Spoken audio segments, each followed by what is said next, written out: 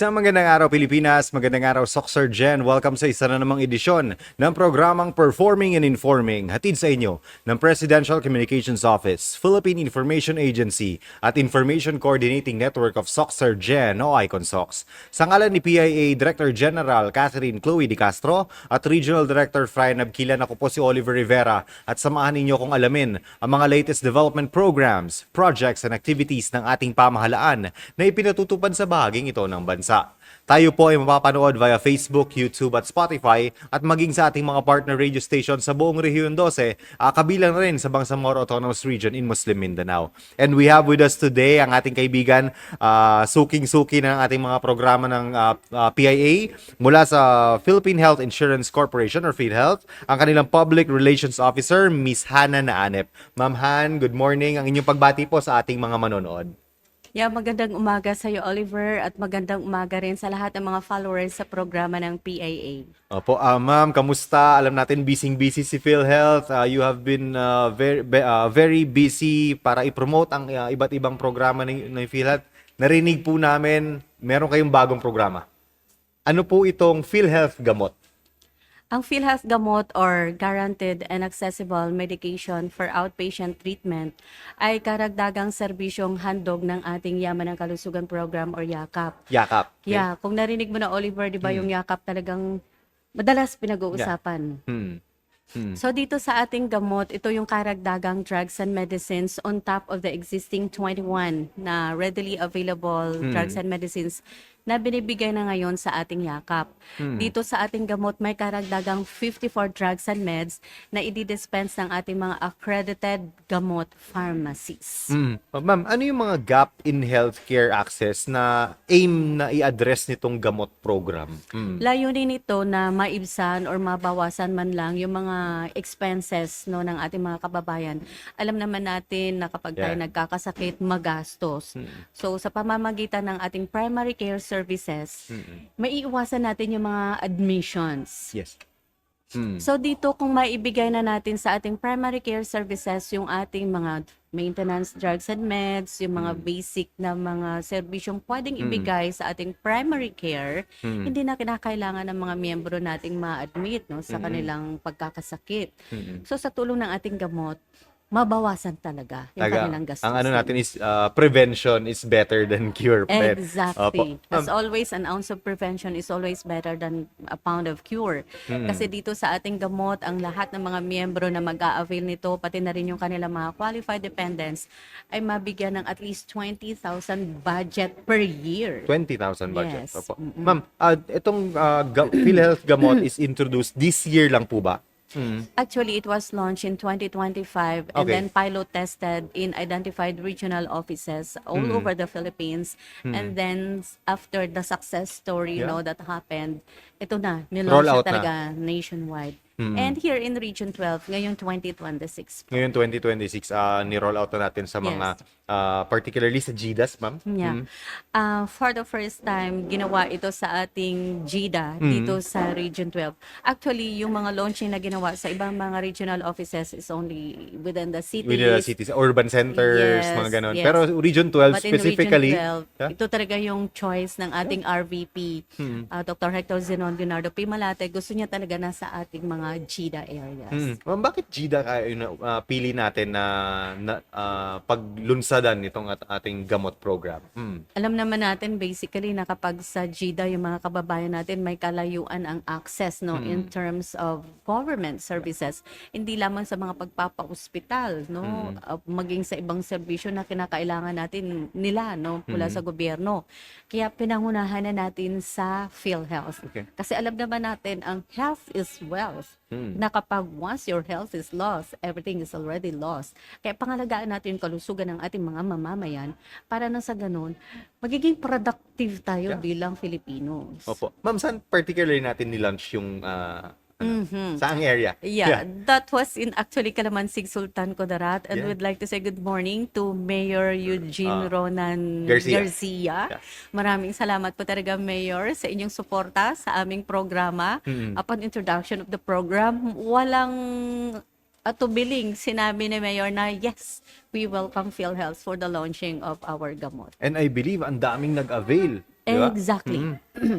Tapos, ma'am, Actually, during the launching itself, sinabayan namin siya ng 5-day na Yakap Caravan. yes. And within the 5-day presence no ng ating PhilHealth team sa pag-register, sa pag-validate ng records ng mga members natin hanggang sa pagpa-avail na mismo ng serbisyo, halos lahat, araw-araw dinudumog tayo Dinudumog. ng around, hindi bababa ng 200 Okay. katao bawat araw. Opo. So, hoping no na sa pag-launch natin ito, marami pa ang Matutulungan. Yeah. ma-motivate na mag-avail. Opo. ng ating Ma'am, speaking services. of i-motivate natin na mag-avail, sino po yung mga primary beneficiaries of the gamot program? Lahat talaga, Oli. Lahat Oh. ng mga mamamayang Pilipino. Kasi ito yung target ng ating Universal Healthcare Program. Okay, Kung UHC. kung inyong matatandaan, sinabi doon talaga sa ating UHC na inatasan si PhilHealth na maghatid ng komprehensibong serbisyong medical para sa lahat. So Okay. maliban doon sa consultation na binibigay natin, nandun na yung drugs and medicines, pati na yung mga basic laboratory services para comprehensive no yung services na maibigay natin sa ating mga members. Opo. Kumbaga hindi fragmented. Oh. Right after the consultation by the doctor na upon identification na for example, ikaw pala ay may diabetes, Diretso ikaw na. pala ay hypertensive, ikaw pala ay may mataas na cholesterol, maliban dun sa advice na ibibigay sa'yo ng doc, nandun na mismo yung gamot, pati na Reseta, yun na maintenance yung gamot. at kung Okay. kinakailangan. Opo, yun yung next question ko, ma'am. How is this different from the existing benefit packages ni ni PhilHealth? So ito, all-encompassing na after ng check-up sa Yakap and then meron ka ng ano. Pero mamaya, ma'am, puntahan natin yung details nun. Yeah. Ano muna yung mga types of medicines or treatment covered under this initiative? Isa-isahin natin, ma'am. Sige po. Marami Sige po. yan. Sige Actually, po. can I browse my Sige po, no worries. kodigo? Opo. Actually, inisa-isa natin kahapon, no, before coming over. Sabi ko, I need to know, ano ba talaga yung mga drugs and Yeah. meds na binibigay ng Para PhilHealth alam para ng ating dito. mga mamamayan kung usapol ito yung sakit nila. Ay, covered pala to. Pwede ko pala tong gamitin yung PhilHealth gamot to Yeah. avail of this program. Sige po. Meron tayong mga medicines for antimicrobials. Okay. Ito yung mga antibiotic natin for bacterial infection. Ito yung mga anthelmintic natin for parasitic worms. Kasali yan. Yung mga antifungal natin for fungi or mga ringworm. Okay. Yung mga antiprotozoa meds natin for malaria. Kasali yan. Mga antiviral for virus. Ito yung mga tinatawag nating antimicrobials. Okay. Maliban doon, meron pa tayong antithrombotics. That is for better blood flow and to reduce blood clot formation para maiwasan yung Stroke. stroke.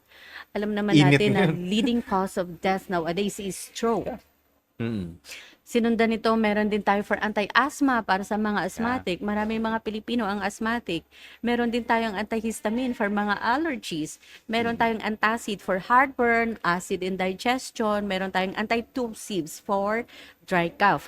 Marami. Actually, the Sige po. different kinds. Meron tayong anti-anemic for production of hemoglobin levels for the red blood cells production. Meron din tayong meds for anti-inflammatory, for swelling and pain, for anti-diabetic, for high blood sugar. Yan, mga contributory factors natin sa mga stroke. Meron din tayong anti-dyslipidemia for high-level cholesterols. Kasi marami Ang talaga sa dami. atin may Oo. mga ganyan. Ito yung usual na sakit ng Pinoy. Yes. Anti-hypertension para sa mga matataas ng BP. Yes. Anti-convulsion for epilepsy.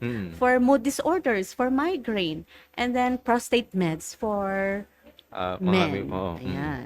So, ma'am, baka may mga curious lang din. Paano naman sila maka-avail ng gamot program? Ano yung mga steps? Oh. Di Siyempre, ba unang- member ng PhilHealth? Yeah, ano yung... yeah. Sige. Unang-una, para makapag-avail po tayo ng ating gamot services, syempre kailangan miyembro sila sa programa ng PhilHealth. Beneficiary. Member talaga sila Member, sa programa ng okay. PhilHealth or di kaya qualified dependents sa Okay. PhilHealth.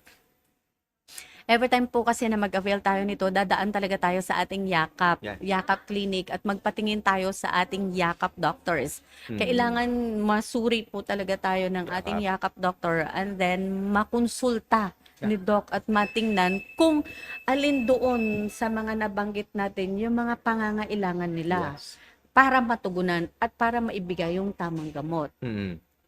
Now, right after the consultation, kung kailangan ni Doc na i-recommend ka for laboratory Laboratories, services, yeah. pwede ka OLI. At Hmm. ang kagandahan pala, tinanong mo ako kanina kung ano pinagkaiba nito sa dati. Yeah. Maliban dito sa karagdagang medicines na binibigay na natin ngayon sa ating gamot, meron tayong mga karagdagang cancer screening test. Oh. Like test for breast cancer, for lung cancer, for liver cancer, and colon cancer. Oh.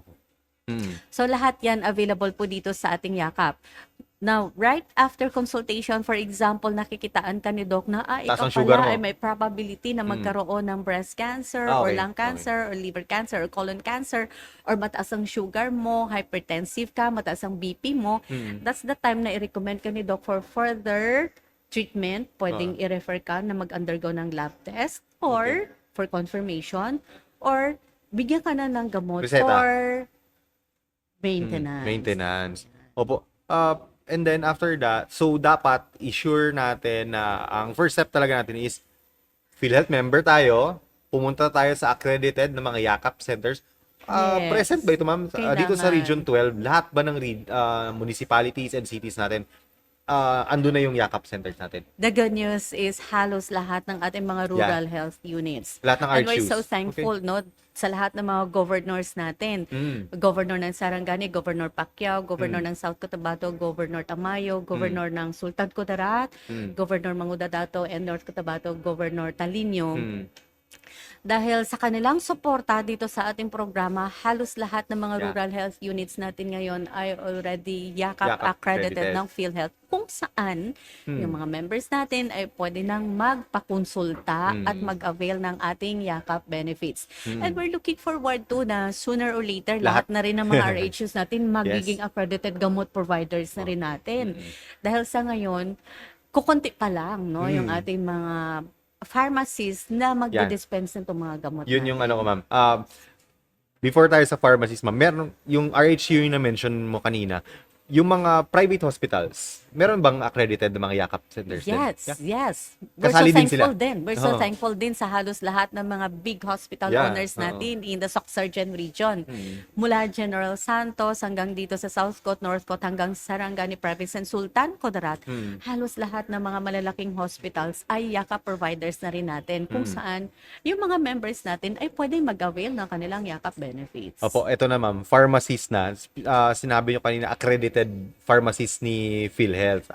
Doon lang nila pwede i-avail yung, for example, may reseta sa kanila, doon nila kukunin yung gamot. Yes, yung additional na 54. Additional, opo. Kasi yung existing na 21, Andun pwede na sa- pa nilang i-claim sa yakap. Okay, pwede na i-claim sa app. Ma'am, ilan na, and then saan-saan itong mga pharmacies natin?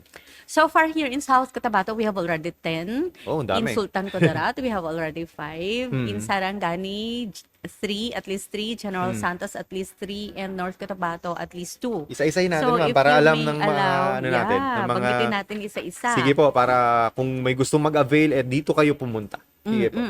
So sa lahat ng mga taga South Cotabato, makinig. Ito yung mga pharmacies na pwede Accredited. ninyong puntahan, accredited pharmacies ng PhilHealth na pwede ninyong puntahan para i-claim, no, yung mga reseta sa inyo ng doktor para sa inyong gamot. Okay. Nandyan yung Arman Pharma and Medical Supplies Distribution na nandito sa YBL Complex. Yung sa, okay. Nakikita mo yon, Yeah. diba? Dito sa Coronadal. And then another one that we have here in Coronadal, yung ating DS Health Agility Ventures na nandyan sa Upper Balmores Street sa Barangay Zone 2. Yeah. Ayan, narinig mo na ba yan? Yeah. At saka yung ating Arman Pharma and Medical Supplies sa Banga. Nandyan lang sa Barangay Katipunan, Barangay Reyes, Banga, Dami South ng Cotabato. branch ng pharmacy ni Ann, ha? Yeah, Sige. Arman. Oo. And then yung Arman Pharma and Medical Supplies din sa Surala. Okay. Yan. Yung ating Howard Hubbard Memorial Hospital Yeah. sa Cannery. Cannery Pulumulok. Road, yes. Yung ating Tibod sa Katibawasan MPC Pharmacy, no, sa Pulumulok din. Yung Valkyrie Pharmacy sa Banga, Valkyrie Pharmacy sa Pulumulok, and Valkyrie Pharmacy sa Surala. Yung ating Soc-Surgeon General Hospital SGH. din sa Surala. Oo. Ayan, pwede na silang mag-dispense ng mga gamot natin na ire-reseta ng mga yakap Yakap doctors. Opo. South Cotabato yun, ma'am. Yes. Sige. In General Santos City, we have 3. Yung Labelia Hospital Incorporated, Okay. the Jangas Medical Center, and MedZone Diagnostic Center. Okay. Sige po. In Sarangani Province, we have the Glan Super Health Center na nandyan po sa Glan, Sarangani Province. Yung ating RHU Alabel Formula 1, Butika ng Bayan sa Alabel. Yung ating RHU Kiamba Formula, Butika 1. Formula 1, Butika ng Bayan, City Martinez Street sa Poblacion Kiamba. And then sa Sultan Kudarat, ang ETM drugstore natin sa Kalamansig. Raj Pharma and Medical Supplies sa Kalamansig Kalamansig po din. din. Okay. At saka RHO Kalamansig natin. Okay. Kaya dito tayo nag-launch kasi ang dami na lang nagpa-accredit kaagad. And then yung St. Louis sa Tacorong at saka yung Tumbok Big sa hospital Layo. natin. Okay, big hospitals din included dito. Ma'am, Yes. And in North Sige Cotabato, po. we have two, yung Jerica Pharmacy and Medical Supplies at Sa- saka yung St. Peregrine Hospital. So we have already these pharmacies na pwedeng puntahan Mag-dispense ng- yung mga members natin na niresetahan ng kanilang yakap doctors. Ma'am, and then ongoing pa yung accreditation natin para Yes. madagdagan po ito. Mas marami pa actually, Oli. There are already 80. Nasa pipeline na. Okay. Nasa 80 na po yung For screening. mga accredited sa atin. Ito lang yung nabanggit ko ang nagdi-dispense for Dispense now. na. Oo. Yes. Pero ma'am, baka may magtatanong, yung screening ba nito madali lang? Ano yung process nila? For example, may pharmacy na gusto ko mag-apply. Pwede ba nila applyan na maging accredited ng PhilHealth? Meron tayong requirements. Sige po. Saglit. Silipin ko muna yung asa na nga ba ito. For the pharmacies naman. Kasi ito, sample, may mga rural na mga LGUs natin na malalayo. May mga pharmacies doon na pwedeng itap ni LGU. Aside from RHU, meron yung mga private na mga pharmacies naman po. Okay. Sige po. So, para makakuha ng accreditation Yes. bilang isang gamot facility, kailangan lang nilang mag-submit nitong mga sumusunod. Number 1, we have the checklist of documentary requirements for gamot facility. Nandyan yan sa Annex B ng ating circular. Then, kailangan nila magsumiti ng FDA or DOH license to operate as Yes. drug retailer. Kailangan din nilang mag-submit ng provider data record. Downloadable po yan sa ating website, www.philhealth.gov.ph. Yes. Kailangan din nilang mag-submit ng notarized performance commitment. Downloadable din galing sa ating website. Kailangan din nilang mag-submit ng certification of availability of gamot. Yeah. Dapat may stock. Yes. Kasi may certain limits lang po yung mga drugs and medicines natin for dispensation. So, kailangan mag-provide sila sa amin ng certification kung anong mga gamot lang available sa kanilang pharmacy ang pwede nilang i-dispense. Sige. And then, kailangan din nilang mag-submit ng certification of compliance for IT requirements. Kasi online na tayo. Yes. Kasi Oo. kailangan, every time mag-dispense sila ng drugs and meds, Nasa system. accessible sa PhilHealth, accessible din sa Yakap Doctor for consistency and to do away with fraud. Yeah. Alam mo na. Opo. Sige po. Ma'am, And sige then po. karagdagang mga kinakailangan para sa mga partnership at corporation, kagaya ng kopya ng latest General Information Sheet and GIS. certified true copy ng Articles of Incorporations. So, ang Opo. dami mga requirements na kailangan nilang i-comply kasi kailangan natin standard, no? Yes. Uniform yung standard na pinapatupad natin from the central office all the way down to the regional offices para uniform yung panuntunan natin sa pag-accredit ng ating mga facilities. Yes po. Kasi ginagarantiyan ng PhilHealth yung quality service. So, hindi pwedeng bara-bara yung kanilang accreditation. Opo. Ma'am, balikan natin na ano natin tong yung 20,000 worth per Yeah. year. Yes. Can you expound on that po? Yes. O, katulad ng sinabi natin dito sa ating gamot program, ang lahat ng mga members na entitled po sa pag-avail nito ay magkakaroon ng 20,000 pesos budget allocation for 1 year. Pero hindi ibig sabihin, ibibigay po Isang namin sa bulto. inyo ang pera. Bale, upon, for example, prescription ng Yes. inyong doktor, dun sa prescription ng drugs and meds na ibibigay po sa inyo, naka-allocate na po doon yung amount na 20,000 pesos. Ngayon, pagpunta po ninyo sa pharmacy, accredited pharmacy, kung saan po ninyo i-claim yung inyong mga gamot, automatically, i-deduct po yung amount kung magkano yung prescribe sa inyo ni Doc. For example, Yeah, sample. out of 20,000, ang nireseta ni Doc For is the worth month of March na March. gamot. Yes. Sample. ang nireseta sa inyo, for example, is worth 5,000 pesos. Okay. So, sobrang laki na, ano? Yeah. sa 20,000, babawasan siya ng 5,000. In other words, yung remaining budget na pwede ninyong i-utilize until December 31 Okay. of the current year, kung kailan kayo naka-receive ng prescription, that would be the remaining amount na pwede pa ninyong 15. i-withdraw. No, Malaking yung mga malaking gamot. tulong talaga. Yes. Ito, Lalo na yung- sa mga may maintenance. Yeah. Yung minention natin na 5,000, malaki na yun. For example, yung 20,000, you divide it into 12, yun yung allocation nyo per month sa inyong mga maintenance medicines. But not exactly na yun ang specific Oo. amount per prescription yan Depende. sa atin ng Depende sa doktor.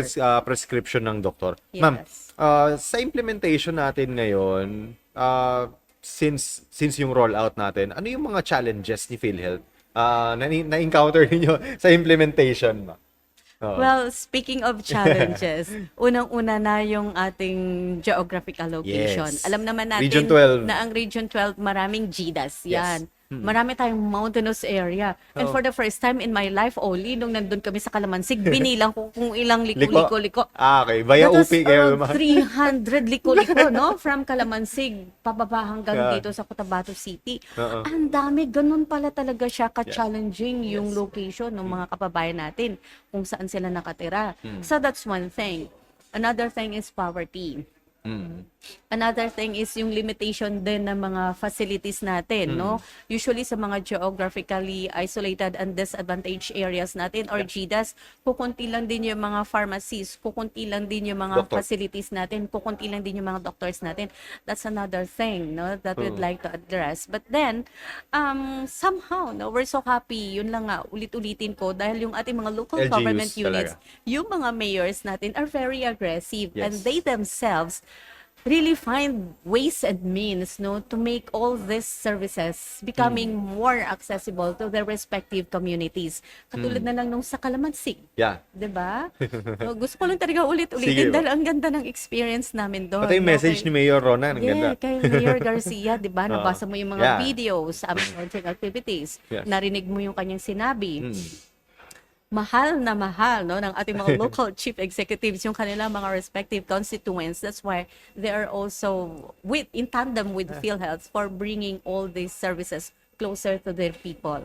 Kaya masaya po talaga kami sa PhilHealth. We're so happy na ganito po Ito na kaganda yung yung relationship natin And then with yung, them. doon naman Kaya, tayo ma'am, sa in spite of- impact natin, Yes. impact natin doon sa mga residents na nakita ninyo, ma'am. Yeah. Yung mga in spite- testimonials nila na Yeah. napasalamat nila. Sige, Yes, share. ang dami nagpasalamat, lalong-lalo na yung mga mahihirap. Yeah. Na And then the actually- elderly. Yes.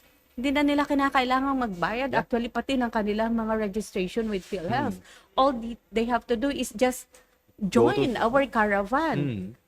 Go and visit to our facilities and make themselves available and then avail of the services. Yun lang talaga ang kailangan nilang gawin. Opo. Ma'am, expectation, plans in the future naman, ma'am. Maaasahan ba natin na itong gamot will be part of the caravans na ginagawa ni PhilHealth? And then, ano yung mga future plans natin for the program? Always and forever, makakasama talaga natin ang Yeah. gamot every time nagkaroon po tayo ng caravan. Kaya sa lahat po na mga kasamahan namin sa local health insurance offices na pinamumunuan ng ating mga LIU heads. Gusto ko lang talaga banggitin, Oli. Sir Nol Valila ng Chansan. Mr. Rafi Elizares dito sa Coronadal, Miss Ivy Monderin sa Kidapawan, and Miss Chona B. Ilostre dito sa Isulan with their leadership. Kasama ng aming Team PhilHealth. Every time na magkakaravan po kami, pag marinig po ninyo, please, puntahan po ninyo dahil itong programa ng para sa mga PhilHealth tao. ay para naman talaga sa inyo. Hindi po ito para sa amin, di ba? Opo. And then, syempre, yung itong mga movement natin dito sa baba, promoting our programs, ay ano rin ang ating top management, ma'am? Yes, Yeah. of course. And we're so thankful that our President and CEO, Dr. Edwin M. Mercado himself, is very proactive in terms of disseminating information about all our programs and services. Talagang nangunguna pati sa flag ceremony. Yes. Yung aming PCEO Every sa kanyang Lunes. rice mission na gustong iparating at gustong ipaabot talaga sa lahat. Nangunguna po talaga yung aming PCEO and syempre ang ating mga RVPs nationwide. Kaya in spite of all the challenges that we have mentioned earlier, we are hopeful, Oli. Yeah. We are hopeful na somehow, no, with what we are doing here, maiparating natin sa mga tao kung ano ang nararapat na serbisyo para sa kanila, lalo na in terms of health. Oh, Ma'am Han, medyo nauubusan na tayo ng oras.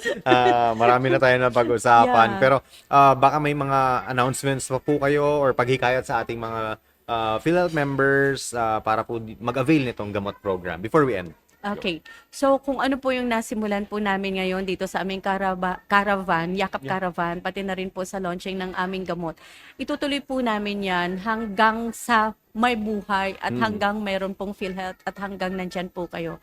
Kaya ang pakiusap lamang po namin is avail po natin yung ating services. Sige po. Sa ngalan ni PIA Director General Catherine Chloe De Castro at Regional Director Fayanab Kilan, maraming salamat po muna sa ating guest from PhilHealth Region 12, ang kanilang Public Relations Officer, Miss Hannah Naanep. Ako po si Oliver Rivera. Maraming salamat at isang magandang araw, Soc Surgeon.